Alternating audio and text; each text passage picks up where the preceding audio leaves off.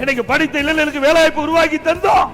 தொழிற்சாலை நிறுவி படித்த இளைஞர்களுக்கு பட்ட படிப்பு படிக்கக்கூடிய சூழ்நிலையை உருவாக்கி தந்த அதிமுக அரசு.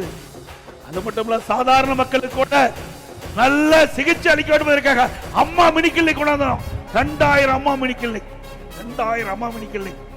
அதையும் மூடு விழா செய்துட்டீங்க.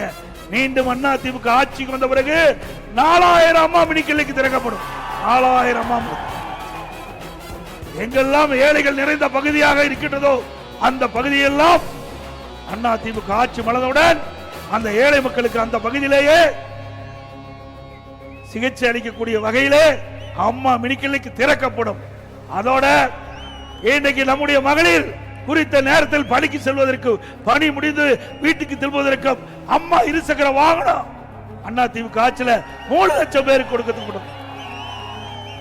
அந்த திட்டத்தை துவக்குவதற்காக பாரத பிரதமர் அவர்களே நேரடியாக தமிழகத்துக்கு வந்து கலைவாணர் அவர்களே இந்த அம்மா இருசக்கர வாகன துவக்க விழாவிலே கலந்து கொண்டு துவக்கி வைத்தார்.